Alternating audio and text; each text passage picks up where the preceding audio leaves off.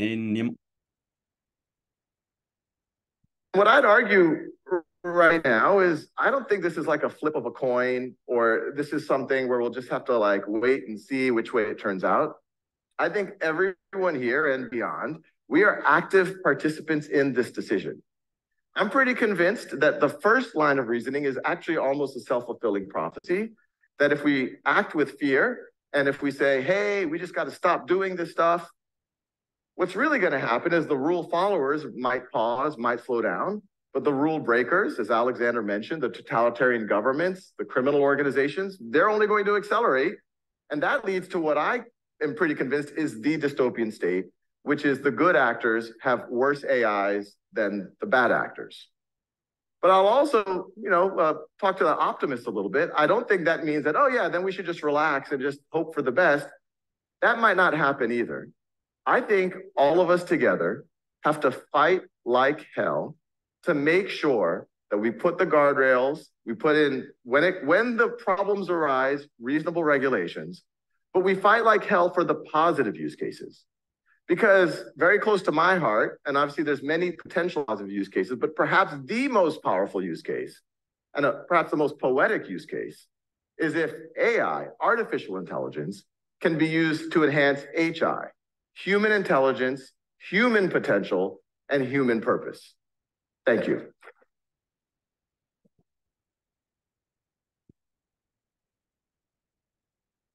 Good afternoon, goeiemiddag allemaal. Ek sien die mense kom nog in. Welcome to Tech Talk and talking about the popularity, pain and purpose of ChatGPT with a panel from various companies. It's really nice to see some of the familiar names on the screen, and as the people join, we'll just continue. So ja, ons is so 'n bietjie tweetalig vandag. Ons het een sessie en welkom aan ons Afrikaanse kykers, luisteraars, deelnemers. And everyone in English, you can post your questions in whichever language you prefer. Some of our panelists will be speaking in English, and some of them have some Afrikaans words like Land Rover and Coca-Cola they can share. But yeah, let's enjoy the afternoon together. FEDSAS Center for Technology was probably one of the first to react to the invent of the AIs as we now know it, the ChatGPTs that started.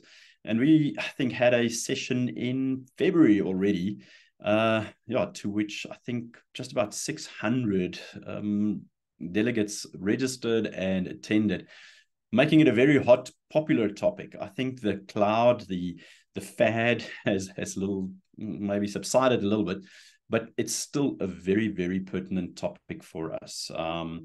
And it's influencing everywhere. Every conference that I attend, every talk that I'm at, where I'm not speaking myself, but listening to international speakers, local speakers, somehow ChatGPT and AI gets into the mold in what's the future impact in education. So for our panel today, we have a few guests, and I'm going to ask them to open up their screens so that we can all see them. We've got Patric Trollope from D6. He's sitting in, I'm not sure where in Holland, but I'm not saying Amsterdam, but he's in Holland, joining us online. Donata in Pretoria, also from D6. Then Jono from Resolute. We know him. He's presented a few of our sessions with us. And then Nielle, I'm not saying unfortunately Nielle, but Nielle is standing in for Tim, who couldn't be with us this afternoon. He got stuck in another meeting. So Nielle's from Too Simple, Jonathan Resolute Education. And I've asked them to maybe just join the discussion, and let's see how life is changing and rapidly changing with AI. So welcome to my guests. I'm going to ask you guys to keep your screens open and your microphones open. I'm going to lead in with a little bit of a discussion just to frame our topic: popularity, the pain and the purpose of generative AI. I want to share my screen quickly and just go to the right screen where the PowerPoints are. And it is not open at this point in time because I must have closed it in an effort to find something else on my screen. Let me just quickly open that last file. And there we go. I want to just lead us through a few slides because most people want the slides afterwards. So if we don't have slides, it seems like we're stealing from someone, but we will share this. But I think the discussion is more pertinent today than the topic or the bullets on the slides. Maybe just something to give us some background on the speed of change. And I think that's what shakes our cages in a lot of ways. When something is normalized, somehow it's institutionalized. But when it's brand new, it's like, even though it might be good, it's a difficult pill to swallow. So here we can see the speed of change over time and how rapidly that vertical line is going up as soon as something remarkable comes about. For years it was farming, horses, trade. Theater was the way to teach and to convey information. The printing press came out, and that didn't make that big a thing. But somehow the camera and telegram and telephone and motion pictures with audio became a big thing, and we can all see how fast it is going. So that's just a little bit of background. Popularity of products or new inventions. This is an article that I found. Visual Capitalists visualizes data in such a beautiful way, and I follow their newsletter. And this is how long it takes for some apps, or how long it took for some apps to get to 100 million users. Nou, 100 miljoen mense is so amper dubbel Suid-Afrika se bevolking. So this is a nation and a bit. There you can see WhatsApp, 3 years and that kind of thing. But let's look at the shocking stats here. ChatGPT, number 2 on the list there. 2 months to get to 100 million users. That is fairly popular and fairly fast. In the table here, you can see, Threads, 5 days, a little bit hectic, but they on the back of Instagram. But ChatGPT, fairly from scratch, 2 months to get to 100 million users. Here is a little bit of a kicker. Nuwe interessante nuus. 100 million users on ChatGPT. I myself have been paying for it since June, and at first $20 was expensive. Now I think can't go without it. Even the free version is not as strong that the $20 is good.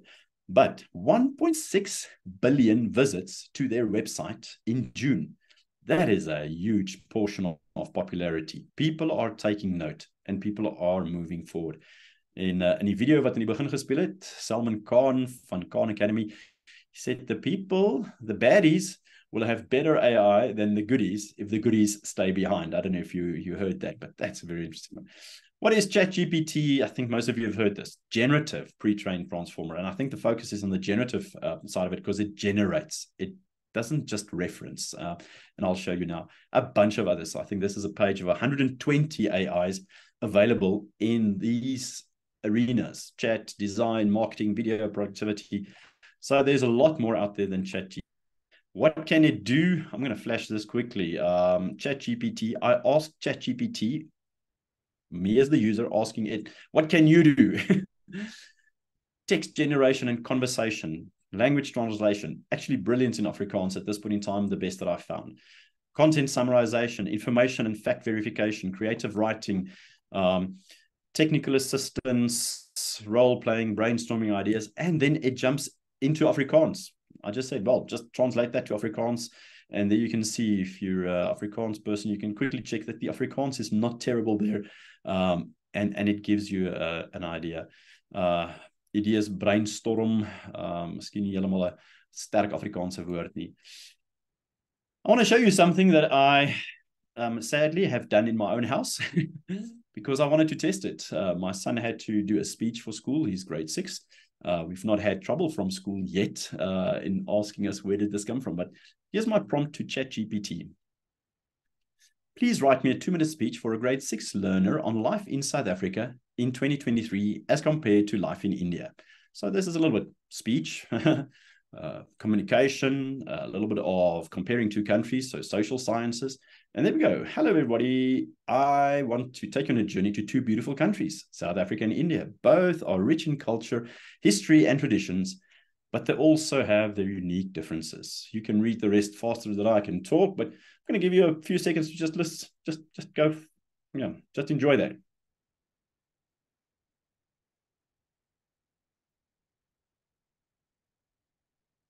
As far as I can see, not very inaccurate, not terrible. And I timed it. If I read that at normal speed, it's a 2-minute speech. Fairly accurate. How do you do that in Afrikaans? There we go. Toespraak, die lewe in Suid-Afrika, lewe in Indië. Vandag wil ek julle op 'n reis neem na twee pragtige lande, Suid-Afrika en Indië, albei is lekker kultuur. And I'm not flighting it now, but I did this in Sotho or Sepedi. Asked the colleague to check it, fairly accurate. Did this in Zulu, fairly accurate. So cross-language jumping is looking to be fairly easier at this point in time. You can see the problem if you're a teacher. It's like, we've got trouble. Kids are not doing their own work, which possibly they are not, but possibly they're getting good info. But here's the kicker out of this discussion, and then I'm going to stop sharing slides and discuss with my panel. Give me 5 multiple choice questions with answers in English or based on the English speech. Suddenly, the fear of what the kids are doing is negated by the fact that why are the kids the only ones that might be cheating? Some people call it cheat GPT. Why can't we cheat as educators and save ourselves time? Be the cheat GPTers in this one. There's a very quick, didn't have to go think out about a lot of things, and you just share that with the kids, and you've got the right answer, wrong answer. You test whether they've listened to the child's speech. Whatever it is. I'm going to stop sharing here. I think there's some other information. We'll get to that later.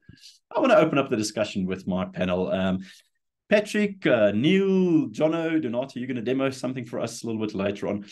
Jono, Resolute Robotics, in the space of, we've done a lot of work with you guys in schools. How have you started using AI in your business operations? Let's forget about what is client-facing and that sort of thing. How have you gained any traction with using AI? Hi, Riaan. Firstly, thanks so much for having me today. I really appreciate it. It's very, very humorous to me to be considered an authority in this space, but here we are, several years into the industry, and I guess EdTech is my wheelhouse now, and specifically towards tech applications. Sometimes there's the big lifts, things that we think are like really large moves, like for example, copywriting, trying to put out a whole bunch of interpretive text, or brainstorming, maybe running risk assessments against a move or a strategy against an AI can be beneficial, even if it's you almost playing a conversation to yourself. But I think what a lot of people forget is that AI in a soft touch format, in a small sense, has actually been around us for quite some time. Whether it be predictive text in your messages or your emails, that kind regards didn't always used to pop up when it thought you were done. It's in these micro transactions of information that AI has really influenced the way we move forward. So in terms of Resolute, to your question, what do we use it for? Whether it's running scenarios on campaigns or copywriting, I think what a lot of people miss the step is that it's doing a lot of volume work for you, so that you can come in at the higher level of analysis and interpretation and really extract something valuable from it. I'll give you an example. It's not hard to spot purely AI-generated copy online. It comes across as a little bit unhuman because it is, and it lacks a certain level of input that would come from, say, if I were to write a interpretive text on D6. The highlights would be the wiki page, just like if you were to copy and paste that into an essay for English. But the reality is, when a copywriter comes in or my marketing team comes in, it's done a lot of interpretive work and heavy lifting for you, so that you can apply what got you to the dance more effectively, which is that 10%, 20% effectiveness that will separate you from somebody who's merely leveraging the tool. In other applications, we do a lot, especially in my department, around design. There's some awesome applications out there that you alluded to. For example, Midjourney, whereby if you give it certain provocations and inputs, anybody who's used it knows it's not going to come out with a perfect image of a kid in 2020, 2030 using our stuff. But what it will do is, will give my designers some wonderful ideas on angles and directions they can take in their creativity. And lastly, it's actually helping us quite directly with our work in terms of debugging. Because in the past, a lot of your IDEs already did that for you, like spell check. You would find areas or issues or errors in your code. But now, plugins are actually helping you suggest how to clean up your code, improve your code, and increase efficiency. So yeah, I guess in summary, we're using it in our creative sense for copy. We're using it for design. We're using it a bit strategically to try and brainstorm quicker, more efficiently, and get to that 20%. And then even creatively using imagery. That sounds great. There's so many things that I'd like to pick up on, but we'll chase those rabbits a little bit later. But well done, thanks, Nielle. I see you shaking your head, possibly doing some of the same things in your business. Maybe just introduce yourself. We've seen Jono online before, and we know Resolute well. But what's your role at Too Simple, and how are you using it in day-to-day operations? Right. Hi. Yes, everyone. My name is Nielle. I'm from Too Simple. We are the makers of a program by the name of Purple Mash, which you might have heard of. It's an educational platform designed for primary schools. And on Purple Mash, we have a substantial amount of pre-populated content that is aligned to the curriculum. And with so much in the curriculum and so much content, we often use tools like ChatGPT, of course. And this is why I was kind of nodding with what Jono was saying, was because this is, I mean, it's almost as though we're using a lot of the same AI tools for a lot of the same kind of things, including some of the things that Jono mentioned, like spell checkers, AI generation, at least image generation, and then quite a bit of content creation in terms of the right questions to ask that we just saw in the quizzes. Ideas on lesson plans, and then also as a software company, a fair amount of code debugging. We actually teach code to young learners especially, but for our kind of higher up sort of level order or thinking, when it comes to our Python in Pieces program, which is designed to teach young learners how to teach in Python. This is where programs like ChatGPT really help us decode a lot of the code that they send us where there might be a bug on the platform, and then we go in and fix it. Or we actually encourage learners to use platforms like ChatGPT themselves in order to debug. So that's some of what we do using AI. Sounds good. Patric, you're possibly more on the operational side of what your system does. I think the debugging has been mentioned, but where has it really gotten traction on your operations? Thanks, Riaan. So I can draw a lot of parallels with both Jonathan and Nielle. I think one of the most powerful things to use it for is ideation, whether it's creative or analytical. There's a concept in programming called rubber ducking, which is the idea that you take quite literally a rubber duck or some inanimate object, and you put it down and you pretend that it's a colleague and a person, and you try to explain the problem that you have to this rubber duck. And that helps you to spot the flaws in your logic and gaps in your thinking. And this collaborative experience that you can gain out of ChatGPT by doing the same thing becomes very powerful in that it allows you to contextualize your problem, get on-the-spot suggestions on where you might improve your research and knowledge, alternatives that other people would have done, because ultimately this is generative and it is pre-trained, which means that it's not an original thinker. It's really just spewing out some of the data that it's been trained on, and it tries to do that as contextually as possible. But these are problems that other people might have solved or come across in the past, which I think really reduces that amount of effort that people spend in reinventing the wheel in any activity that you're doing in business.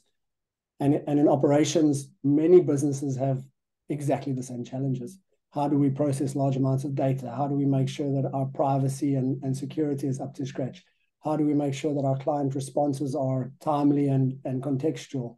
And we found that ChatGPT and various AI tools in general can provide so much leverage, allowing us to multiply how much value we can deliver into the business and into our clients with the same amount of effort. And I think that really is the key differentiator here, is it's not here to replace anything. It's here to bootstrap the efforts that you put in and really just multiply exponentially how much value you can create.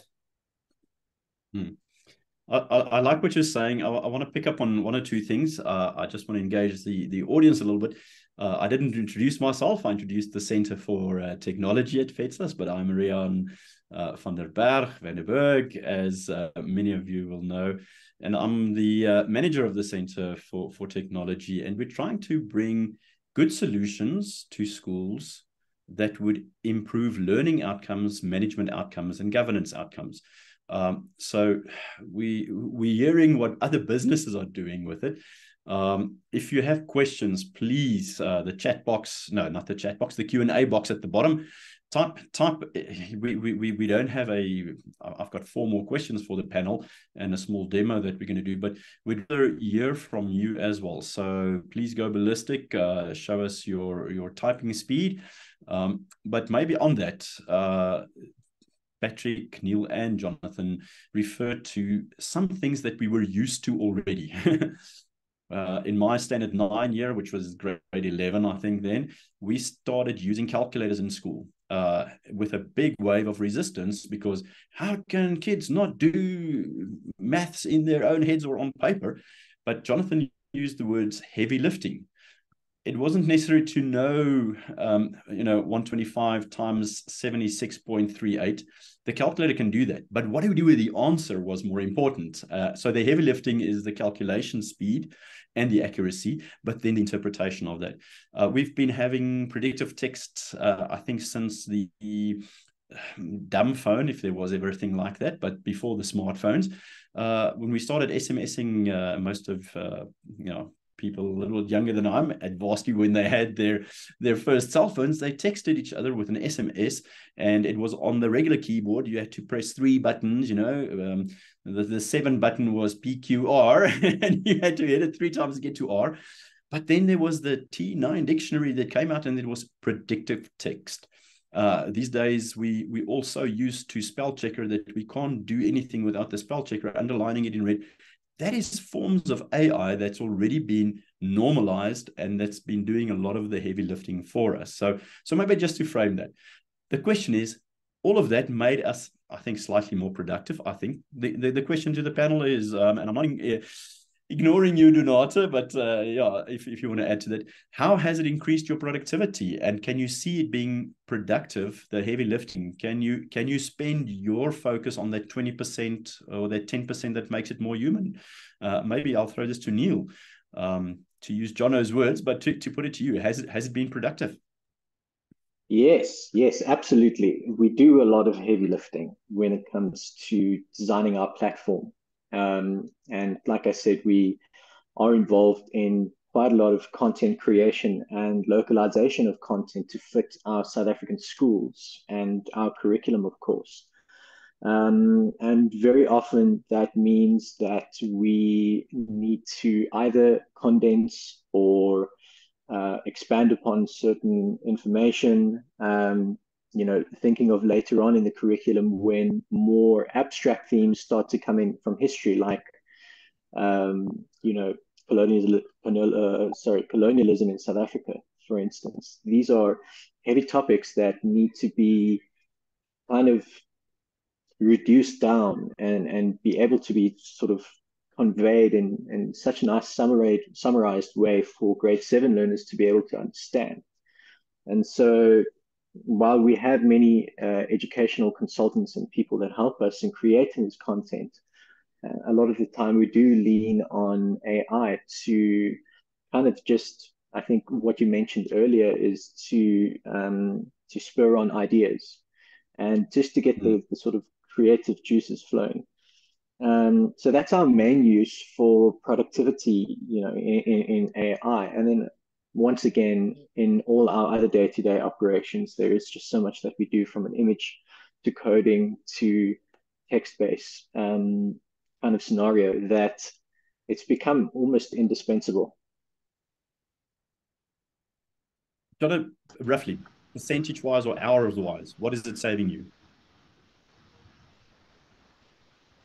in time? To me, sorry, it was a minute lag. Oh, sorry, no. To you, Jonathan, yeah, fantastic. Yeah, look, I'll be honest with you. We've got to be putting hours back into the pipe. I've got to be honest with you, because I think what tends to happen is the fear. I was actually speaking to a copywriter for the was the Actors Guild, and obviously there's a bit of controversy around there in terms of creative work and interpretative work. The reality for me is oftentimes something that is the fun and exciting part of approaching any task, any conceptual work that I handle in the marketing department is that brainstorming aspect. But the reality is you also want to reduce your margin for error, because you might be doing 5, 6, or 7, like say, key aspects or categories of a problem, and you might miss 1 or 2 that could be key triggers in something pretty fantastic.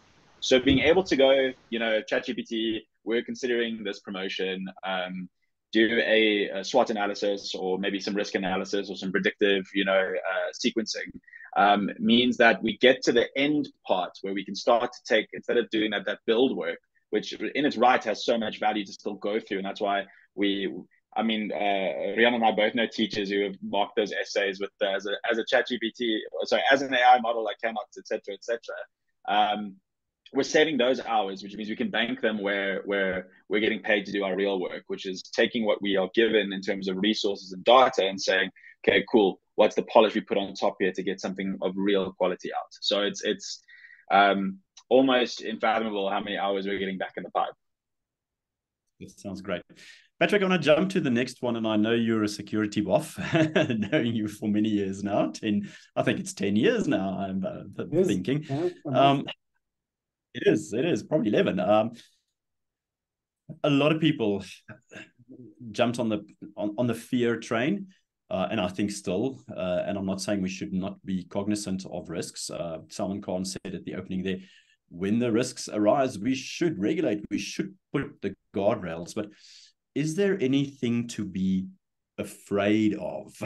And what are those things at this point in time? Where do we hit that sweet spot of, I am now, I wasn't happy with asking Google 20 years ago. Now I'm very happy with asking Google. In fact, Googling is a verb and it's no more a noun, because it's so much what we do. Yeah. But I'm not happy ChatGPT, because normalized, not normalized, institutionalized, not.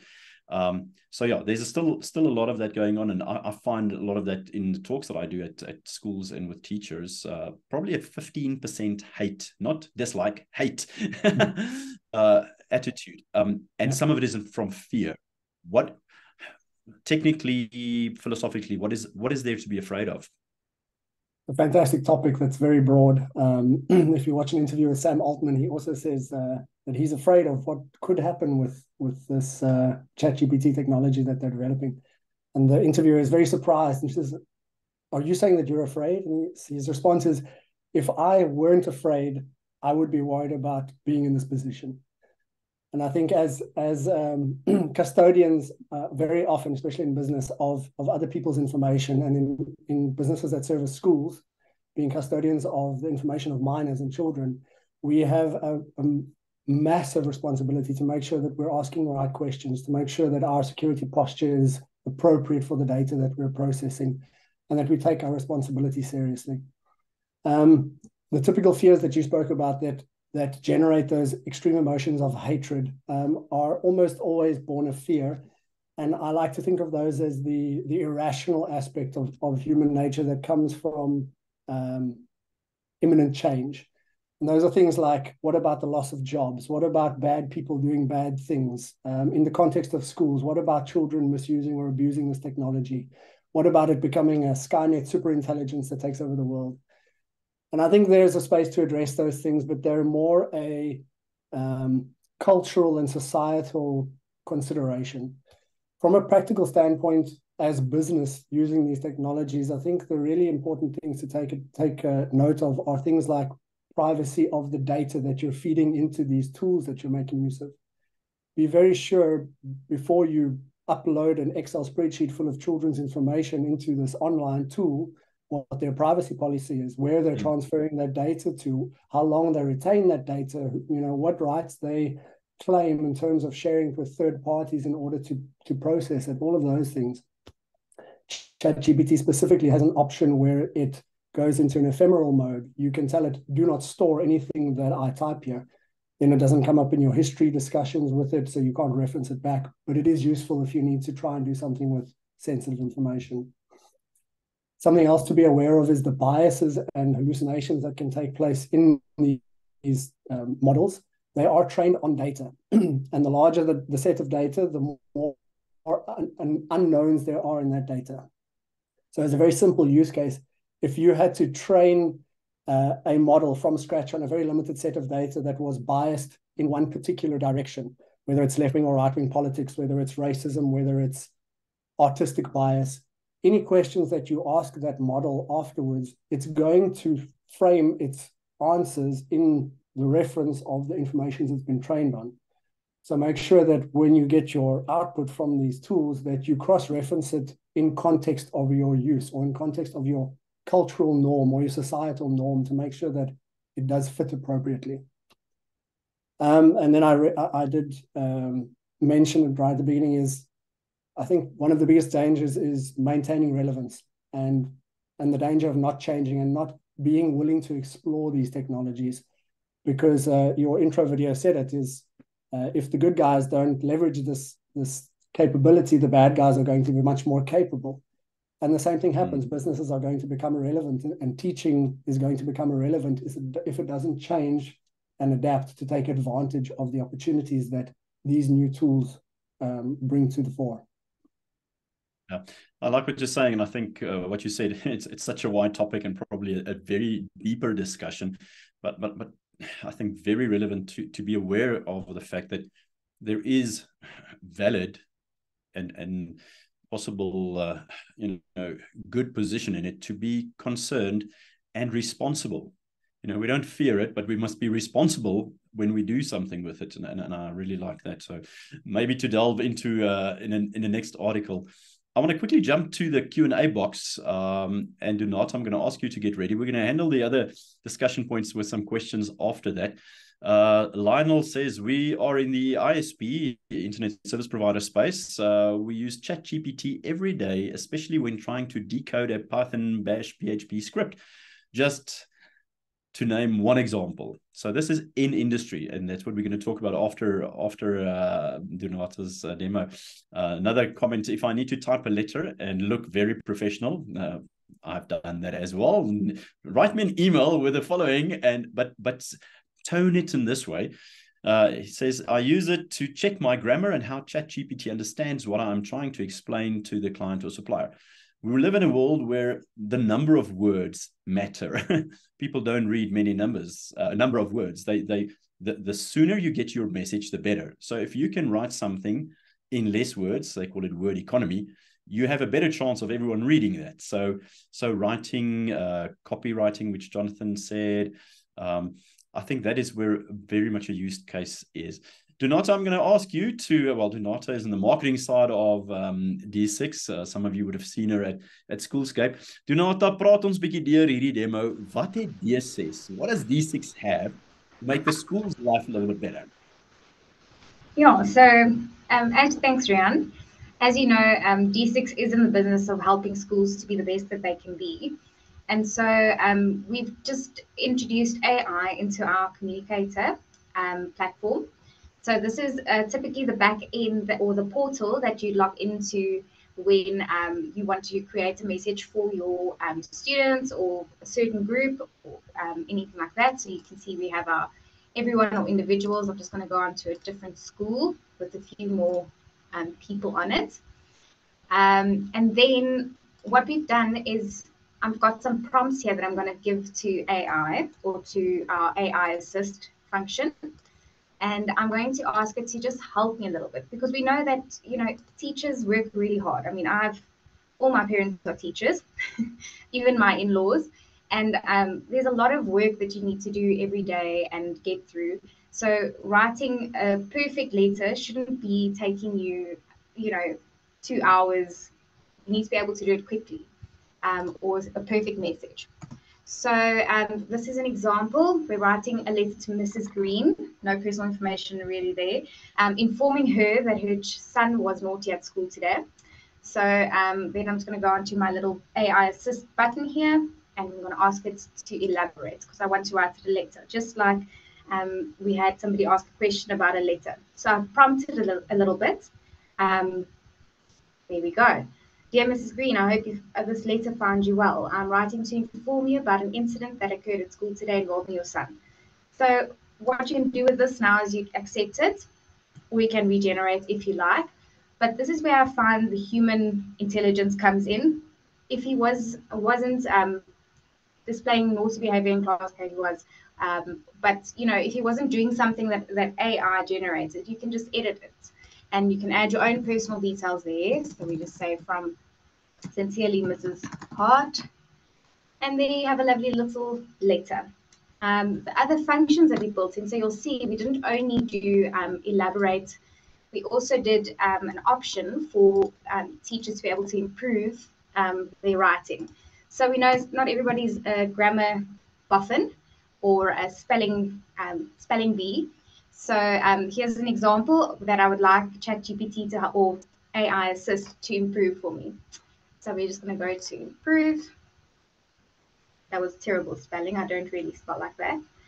And then there we go. We have a very lovely letter there. No more worrying about your is's and r's. AI Assist has got you covered. And then for my last example, I'm going to say something that's a little bit informal. We don't all speak in the tone that's maybe desired by your employer or whoever you're writing it to. So if I want to make this a teacher at a school, I want to make this lekker sentence a little bit more formal, I can just change the tone. So this just really saves a lot of time and helps you to be more effective. So you'll see it's a little bit better. Not ending with sweet, we're not saying cool and lekker. We're speaking a little bit more formally. Well, that was actually casual. So we can even do the formal one now and see what it gives us. Let's see. You can even make it funny, but ChatGPT or AI Assist is not always as funny as it thinks it is. So yeah, be careful with that one. Okay, so there we go. Fantastic party. Sounds a lot more posh. And there you have it. Yes. Well done. Well done to the D6 team. Communication is a critical part of being in school, but it's such a difficult job at this point in time because people don't read. So it's a word economy is good. Scannable letters are good, but efficiency is good. Yeah, I like that a lot. Just to say that ChatGPT or AI Assist isn't in a class of its own. My kids also think I think I'm funnier than I am, and that's just a bad dad joke, which most of us with kids go through at some point in time. Dankie do not. I think that's good, but that can help our schools, and this is where I want to pose my next question to the panel. I've read quite a bit on 2 or 3 industries that have embraced it. Have you seen other industries take hold of this?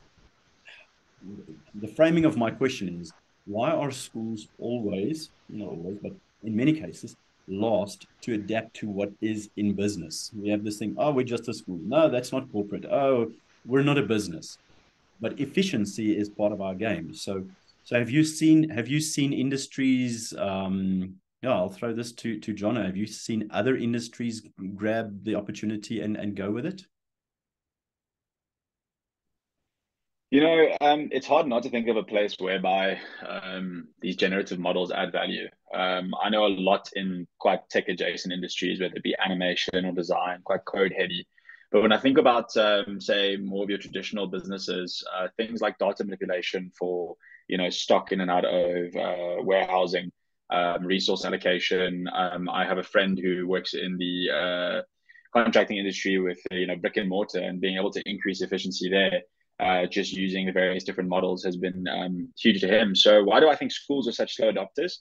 I think we have a massive emotional attachment, and rightly so, because we have a huge responsibility with children.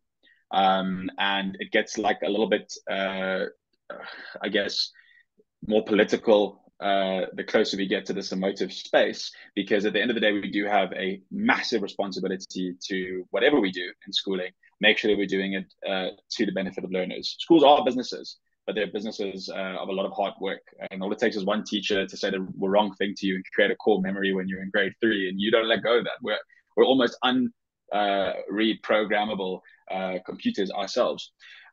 So what I would say to that, my argument to that, is there's a good and a bad to everything, pointing to your YouTube video. There is a massive fear that we are replacing jobs, that we're rendering sectors redundant. And for me, then the responsibility comes to those educators to say, okay, cool, instead of being in fear of it, instead of leading out, we need to lead in, because the technology is not going to go away. So to make sure that our students are relevant, in 5 years' time, everybody's going to be using ChatGPT or some form of AI integrated into their workflow systems. What's going to separate the good from the great is how they use it, how they interpret it. Everybody in this office can use it to write a copy. It takes somebody who's coming in with experience to say whether or not something's going to resonate. You allude to humor. The reason why humor is so difficult to fabricate, even with a language model, is because it is the art of unpredictable answers. The setup and the punchline are always contradictory, and that's why we find it funny. And to be truly random is quite a difficult task in the realm of humor. So I guess the reason why they're slow to adopt is because there is a massive responsibility to be cautious. Then there's also another side to that card, which is we also need to be cautious but progressive. We need to make sure that if we're going to get comfortable with the technology to then pass it on to our learners, that we're helping them navigate what could be a scary space, but ultimately hugely enabling in a massively positive sense if we're there to guide them. Brilliant. In a minute, Nielle, have you seen other industries follow faster or adapt quicker? Yeah, I think it's prevalent wherever you look. We look at the use of AI in things that we see in things like healthcare, disease diagnosis, and predictive analytics and drug discovery and personalized medicine, things like that. There's a greater uptake in AI tools because it really does, if used correctly, make one's life a lot easier. I think of the analogy of the two inner wolves. Which one do you become is kind of dependent on which one you feed, the good wolf or the bad wolf. And I really think that AI is capable of just that. There are some bad actors who feed the, programs or platforms like ChatGPT with incorrect information, and certainly there is a bias. And so, as Jono mentioned, there is still a fair amount of human intervention required for whatever writing piece to be human and to come from a genuine point of view, rather than just that from a robot. And we're now at the point where we can still kind of see what ChatGPT would be able to generate and what it typically does. I know, for instance, that it loves the word unleash, and it's kind of a funny thing here in our office. We always see this word when using ChatGPT, and so it's prevalent. We hear it in AI generated music as well, and so as a balance to how incredible AI is, I would say it's also important for us to remember this human aspect in what we do, not just in other industries such as media, acting or music or writing or whatever, but in our interpersonal relationships as well, with students. I hear you, and there's a lot more to say about that. Patric, maybe just to touch on it and then segue into another one. I come from the accounting background, people doing courses on how to use AI or ChatGPT specifically in doing accounting work. But it's not taking away the job of the accountant yet, I hope. Lawyering, the legal industry, medical industry, tech industry. It's starting to become very much business tools. I don't know if you've seen other industries where it started taking off and getting traction. If there is comment on that, but maybe just give us a thought. Is this a fad? Is it just a wave that's going to blow over? If not, how does it look a year from now? So I don't think it's a fad at all. From a value proposition perspective alone, the hours you can save that you can put back into value generating activities is much more than compensating for the learning curve, for the change in skills that are necessary in the workforce.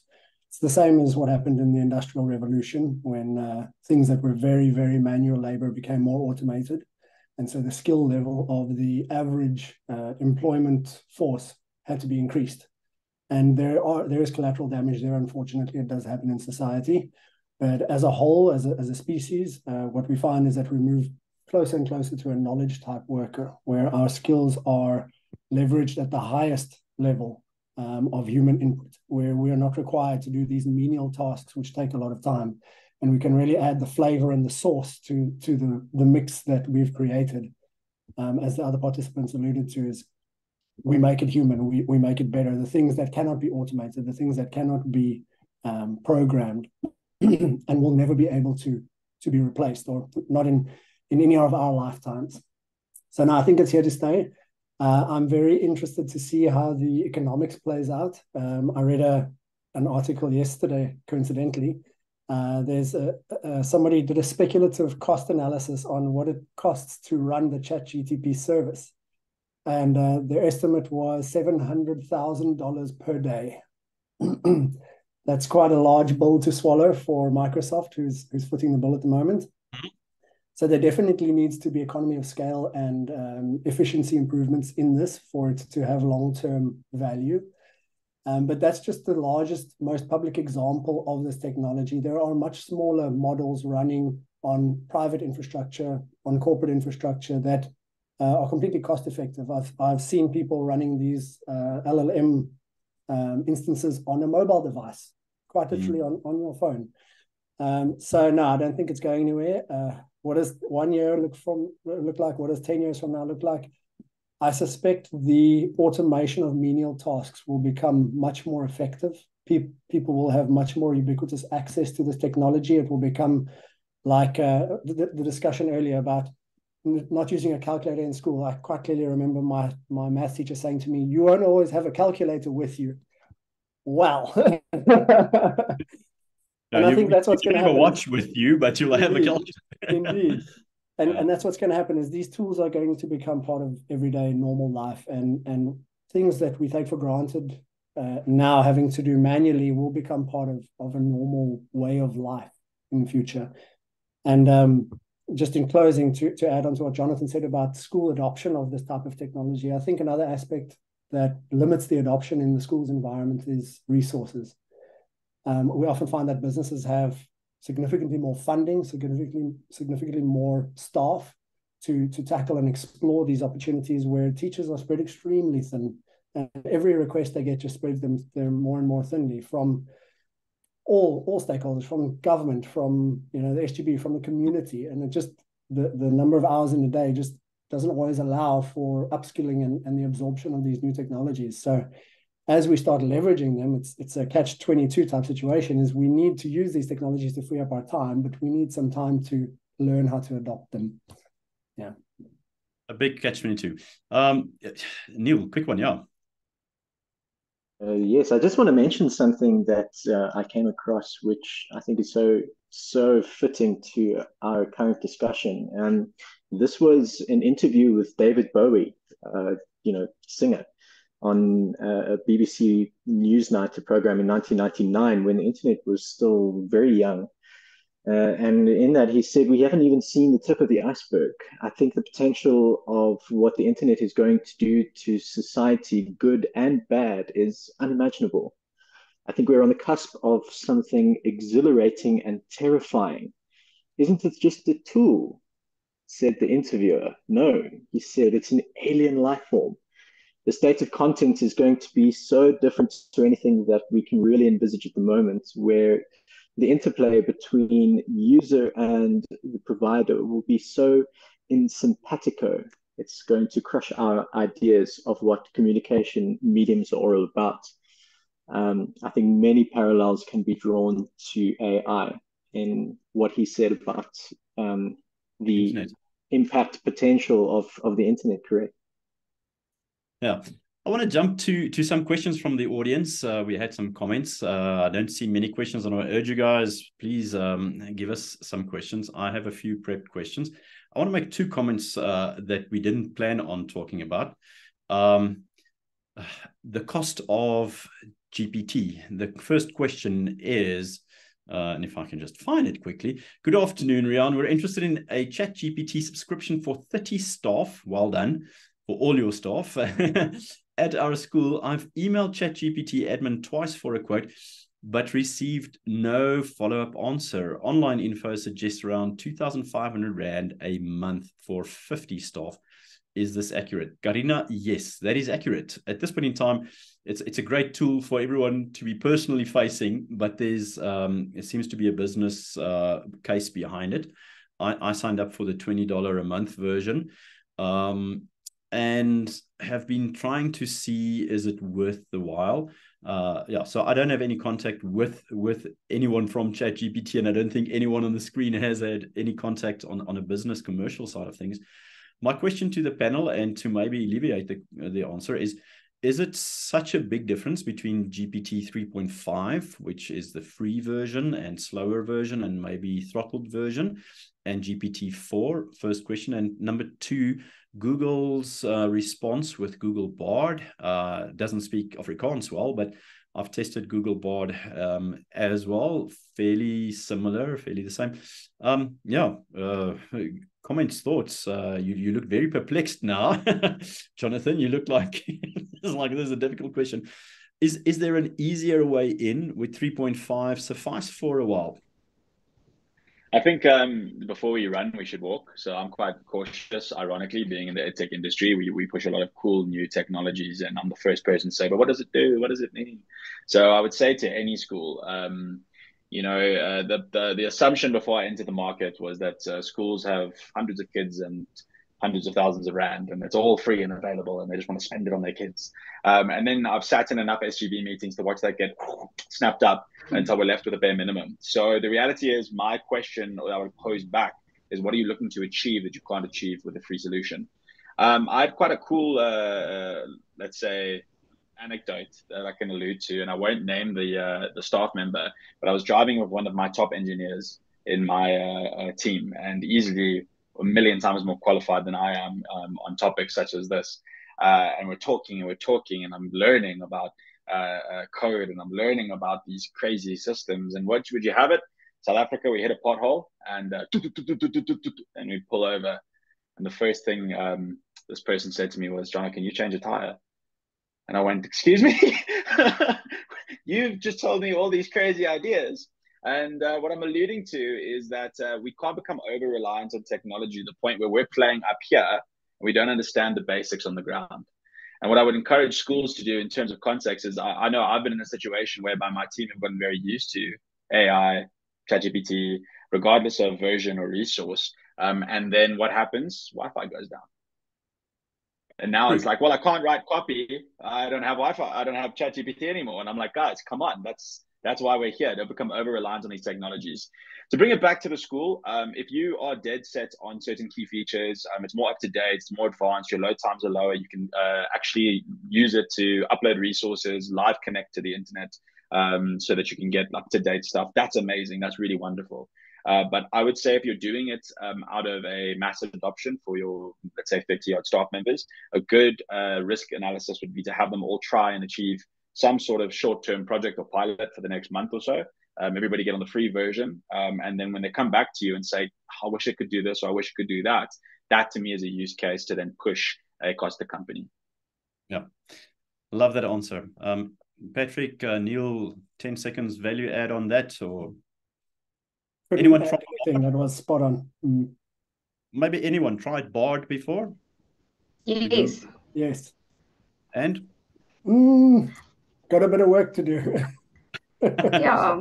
Same experience for me. I think first to market was good for ChatGPT, but the quality is also there. Guys, I want to start closing this session and be sensitive to time. I think we've touched on so many things and possibly opened more questions than given answers, because it's influencing day-to-day life, it's influencing other industries, but it's influencing school and education. And then D6, well done for influencing our productivity already in school. That looks super cool. And it's there. If the school that has D6 wants to use it, it's there. It's not a new product. It's not a sell. It's just start getting comfortable with it. So well done, Tim. I want to share my slides for the last few minutes, and then ask the panel their last comments. No, I just need to get this. I put in the chat box the full tech talk video. Can you see the slide here? I've got a lot of appreciation for what Salcon has been doing in education for the last 20 years, I guess it is. Khan Academy, how he started his business. Well, it's a foundation, teaching his nephews in India online from England, but he's become a voice of reason in education.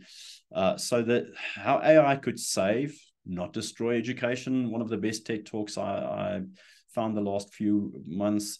It will also be featured in the new Tech Talk magazine that will be out, if not tomorrow, by Monday. So have a look at that one, but the chat has the link to that. I read this on one of the Twitter feeds that I follow. AI is not disrupting education. And I think that just clears the mind a little bit. It's not disrupting education, but it's disrupting the industrial model. Someone said we should be married to our mission and date our model. Now, I would love to date a model. No, jokes aside, I'm very happily married, but date the model. Gaan uit met die model, maar trou met die missie. Your mission is education, not the industrial model of education. And kids are learning differently. The world is looking differently. The grade ones of this year will work in 2040. We don't even know what 2030 looks like, and suddenly 2040 is on the radar. So just put some perspective into that. So take the fear out of that. And we've seen a lot of model changes in our lives.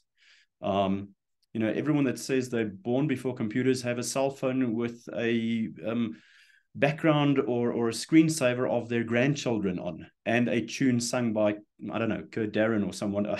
Joke. So we adapt to the things that becomes normal, yet we don't want to use that model in education. I found this very interesting. 20 ChatGPT things in the classroom. I'm not going to even go through all of them, but if you follow some X feed or previously Twitter, X feeds, Facebook groups for educators and ChatGPT, this is what the front of the curve early adopter teachers are doing already. And that beckons the question, and I'm on record for saying technology, even ChatGPT, whatever, will not replace teachers. But teachers using technology will definitely be advantage to those who don't use technology because of just productivity, leveraging it, making it relevant to the world. Maybe just before we close, last week we launched a very innovative fundraiser for schools, because we always hear that money is the problem between a school and technology. This is a great tool, Sim for Schools. If you want to scan that quickly, FEDSAS is endorsing this project so that the schools can raise funding by people topping up while spending money on data and airtime. And hopefully that can strengthen your tech budget. But it also makes data cheaper and more accessible. The network that this runs on is 30 to 40% cheaper than the other networks. So this is a great opportunity to make accessibility better. I want to thank my panel. I want them to quickly introduce themselves as their role in the business they do. We love working with these companies. They generate and innovate the products that are helping our schools be more efficient, be more effective in teaching, be more relevant. So thanks for all the thumbs ups. Patric, your role at D6, I know what it is, but just as a goodbye, tell us what you're doing in D6, and then Jono, and then Nielle. Yeah, thanks. So I'm Chief Technology Officer at D6. I look after the direction and adoption of technology in the company, in our products and in our operations. So I make sure that what we're doing is sensible and safe with the data that we are custodians of. Well done. Thanks. Jono?